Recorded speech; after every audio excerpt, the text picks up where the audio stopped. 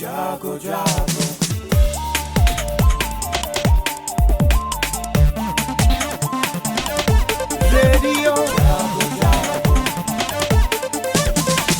Radio जागो 90.4 FM।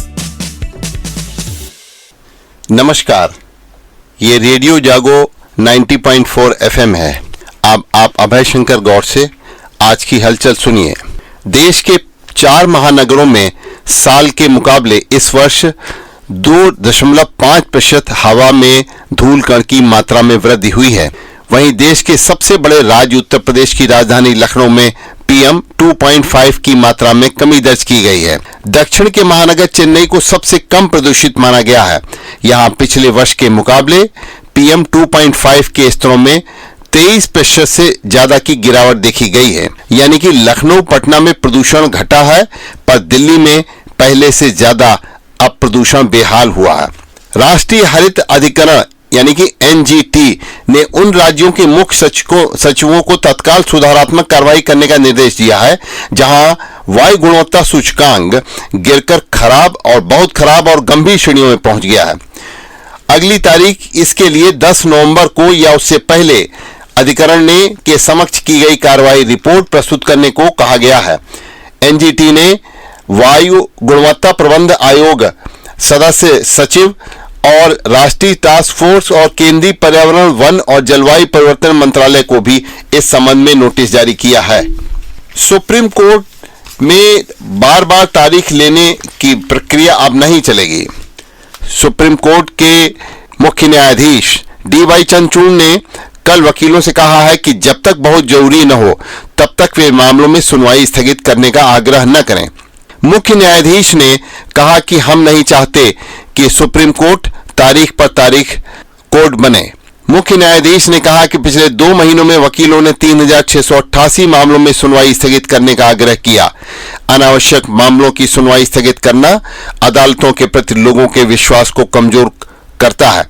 उन्होंने कहा कि बार एसोसिएशनों की मदद से सुप्रीम कोर्ट में मामले दाखिल करने के बाद नए मामलों को सूचीबद्ध करने में समय का अंतर काफी कम हो गया है।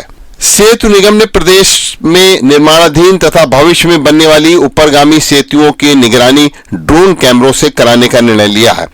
इसकी मदद से सेतुओं के निर्माण कार्य पर बारीकी से नजर रखी जाएगी। प्रदेश के 60,500 से अधिक स्कूलों में शुक्रवार को शैक्षिक उपलब्धि सर्वे परख 2023 कराया गया। सर्वे के तहत स्कूलों में कक्षा 3, 6 व 9 के विद्यार्थियों की भाषा व गणित में दक्षता को टेस्ट लेकर परखा गया।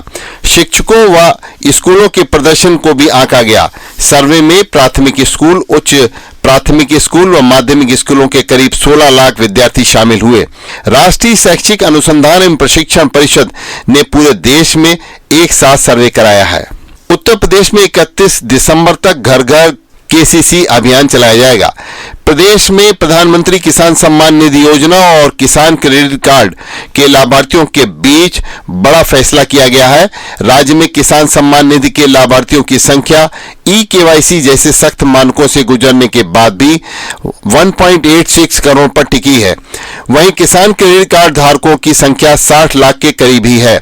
KCC के ये आंकड़े कृषि विभाग के लिए भी चिंता का विषय बने हुए हैं। अब इस विसंगति को दूर करने के लिए घर घर KCC अभियान पूरे प्रदेश में शुरू किया गया है। 31 दिसंबर तक चलने वाले इस अभियान के तहत बैंकों के साथ समन्वय बनाते हुए छूटे लाभार्थियों की पहचान के लिए विशेष शिविर आयोजित किए जाएंगे। अभियान को सफल बनाने के लिए बैंक, पंचायत और जिला प्रशासन को मिलकर कार्य करने की बात कही गई है। किसानों के बीच 1 लाख करोड़ रुपए के फसली ऋण वितरण का लक्ष्य तय किया गया है। प्रदेश में आंगनबाड़ी केंद्रों में 3 से 6 वर्ष तक के बच्चों को गर्म भोजन परोसने के लिए शुरू गई प्रदेश सरकार की हार्ट एंड कुकर मील योजना में हर दिन अलग अलग भोजन तैयार किया जाएगा।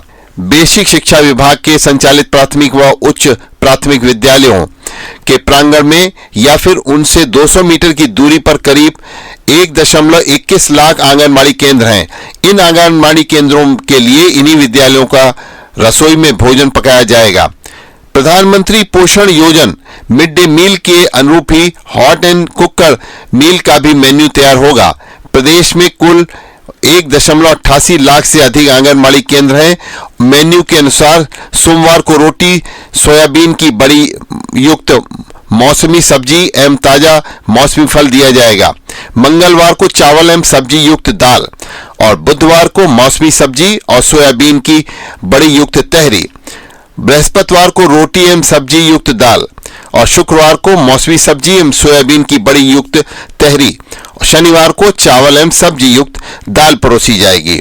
हॉट एंड कुकर मील में श्री अन्न को प्राथमिकता दी जाएगी। प्रदेश में लोक निर्माण विभाग ने 270 सड़कों को कायाकल्प करने के लिए चिन्हित किया है। 63 जिलों की इन सड़कों के लिए सरकार ने 319.73 करोड़ रुपए स्वीकृत किए हैं। इनमें ग्रामीण क्षेत्रों को शहरी क्षेत्रों से जोड़ने वाली सड़कों के अलावा राष्ट्रीय मार्ग, सीमावर्ती मार्ग व राजमार्ग शामिल हैं। अब देखना यह है कि हरदोई के प्रतापनगर चौराहे से लेकर हरदोई शहर तक सीतापुर मार्ग पर बड़े बड़े गड्ढे जो बने हुए हैं, इनको कब तक ठीक किया जाता है।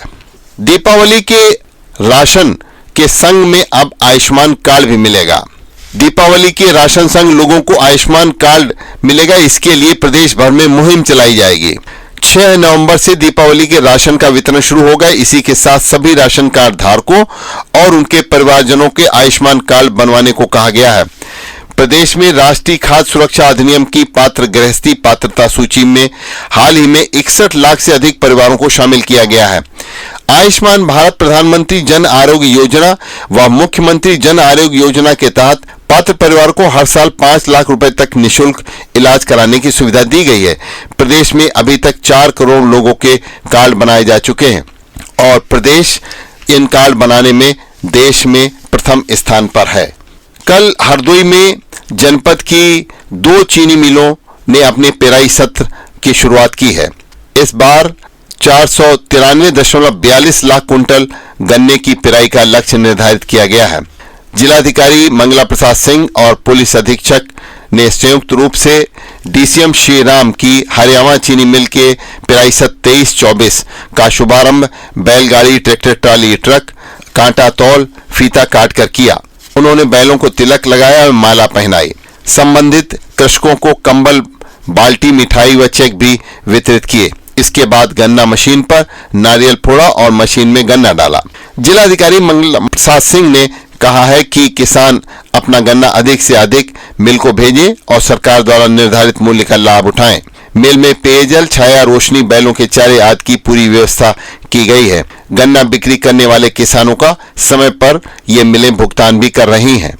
डीसीएम श्रीराम यूनिट लोनी यानी शाहाबाद के पास में लोनी चीनी मिल का पेराई सत्र भी कल एडीएम प्रियंका सिंह ने पूजन करके शुरू किया। इस अवसर पर इकाई प्रमुख राजा श्रीवास्तव ने कहा कि इस वर्ष चीनी मिल का पेराई सत्र 125 लाख कुंटल निर्धारित किया गया है। चीनी मिल किसानों का समय पर भुगतान करने के लिए कटिबद्ध है। हरदोई में इस समय स्थानीय स्पोर्ट्स स्टेडियम में कल से इंटर स्कूल चैंपियनशिप प्रतियोगिता की शुरुआत की गई है। खिलाड़ियों ने कल बेहतर प्रदर्शन कर अपनी टीम को जीत दिलाने के भी प्रयास किए गए। स्टेडियम में क्रिकेट प्रतियोगिता में पहला मैच सेंट जेवियर स्कूल की टीम और केस एकेडमी स्कूल की टीम के बीच खेला गया। हरदोई में स्वामित्व योजना के तहत भारतीय सर्वेक्षण विभाग की ओर से सदर तहसील के 31 गांव में ड्रोन से दोबारा सर्वे करवाया जाएगा। इसके लिए गांवों की सूची भी जारी की गई है। एसडीएम सदर ने तहसील क्षेत्र के 5 विकास खंडों के बीडीओ को सर्वे टीम के साथ एक एक कर्मचारी की ड्यूटी लगाने को कहा है। भारतीय सर्वेक्षण विभाग ने विकास खंड सुरसा, बावन, हरियाणा, टनियावा और अहरोरी की 31 राजस्व गांव में ड्रोन से दोबारा सर्वे करने की बात कही है। टीम के साथ एक एक कर्मचारी की ड्यूटी लगाते हुए गांव में सर्वे की तिथि से एक दिन पहले चूना से सीमा चिन्हांकन कराया जाना है। टीम के साथ पुलिस फोर्स तो रहेगा और पंचायत सचिव की भी उपस्थिति सुनिश्चित कराई जानी है। चिन्हित 31 राजस्व गांव में 5 नवंबर से ड्रोन सर्वे होगा। भारतीय सर्वेक्षण विभाग की ओर से सहिजना, गैदरा, उदरनपुर, इटोरिया, कमालपुर, बजेहरा, कुंवरपुर, बरेला, बेहटा गोकुल, नया गांव हबीबपुर, मंदाना, पुरौरी, मिर्जापुर, दुधिया, नेवादा, शाहपुर, बिनौरा, मुरवा, कथेलिया, हथियाई, पिहनिया, केहरमऊ, धन्नी तुसौरा, तुर्तीपुर, सथरा, संधवल, मरसा, खजुरारा, सोहासा, भवानीपुर, मंगोलापुर व हरदोई देहात में दोबारा सर्वे कराए जाने की जानकारी दी गई है। इसी सर्वे रिपोर्ट के आधार पर अब घरौनी बनाई जाएगी। समन्वित शिकायत निवारण प्रणाली पोर्टल पर निस्तारित शिकायतों पर असंतुष्टि फीडबैक के स्तर पर जिलाधिकारी ने नाराजगी जाहिर की है। उन्होंने अधिकारियों से कहा है कि शिकायतों का गुणवत्तापूर्ण निस्तारण किया जाए। उन्होंने कहा है इसी के साथ विभागीय पोर्टल पर सूचनाओं को समय से फीड भी किया जाए और मुख्यमंत्री डैशबोर्ड पर ग्रेडिंग पर नजर रखी जाए। जिलाधिकारी मंगला प्रसाद सिंह ने कल कलेक्ट्रेट सभागार में बैठक की अध्यक्षता करते हुए शिकायतों के निस्तारण व सीएम डैशबोर्ड की समीक्षा की। उन्होंने ऐसे सभी विभागीय अधिकारी योजनाओं व कार्यक्रमों की प्रगति के प्रति संवेदनशीलता बरतने के निर्देश भी दिए हैं।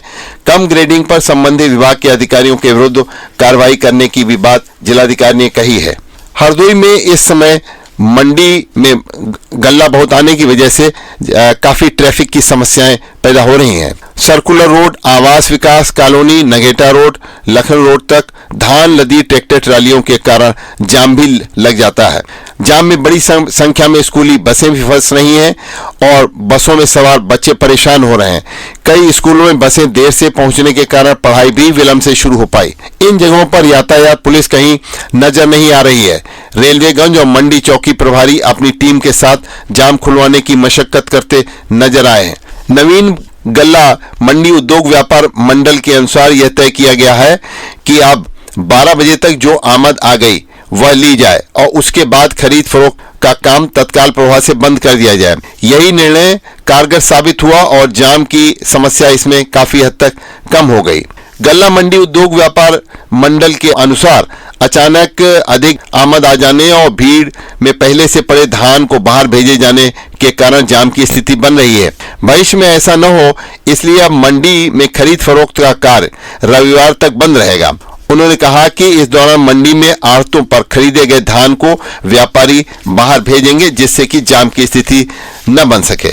परिवहन निगम त्योहार पर अपनों को घर तक पहुंचाने के लिए प्रयास में जुटा है। इसके लिए यात्रियों की संख्या के आधार पर प्रत्येक मार्ग के लिए कार्य योजना तैयार की जा रही है। छोटे रूट पर जहां बसों के अतिरिक्त फेरे बढ़ाए जाएंगे वहीं लंबे रूट पर भी अतिरिक्त बसों का संचालन किया जाएगा। किसानों को फसलों के नुकसान पर बीमा कंपनी से आर्थिक मदद दिलाए जाने की व्यवस्था है, लेकिन गन्ना फसल को बीमा की श्रेणी से बाहर रखा गया है। ऐसे में किसानों को आपदा सहित निराश्रित मवेशियों के फसल को बचाने के लिए खुद और भगवान पर ही भरोसा रखना पड़ता है। न्यूजीलैंड और पाकिस्तान की टीमें अब विश्व कप में टकराएंगी तो आज उनका लक्ष्य जीत के साथ सेमीफाइनल की अपनी उम्मीदें कायम रखने का होगा। दोनों टीमों के लिए हर हाल में जीतना आवश्यक हो गया है। अभी आप सुन रहे थे अभय शंकर गौड़ से आज की हलचल। ये हमारा विशेष कार्यक्रम है जिसमें हम आपको देश दुनिया की कई बातों की जानकारी और जागरूकता भी पैदा करते हैं।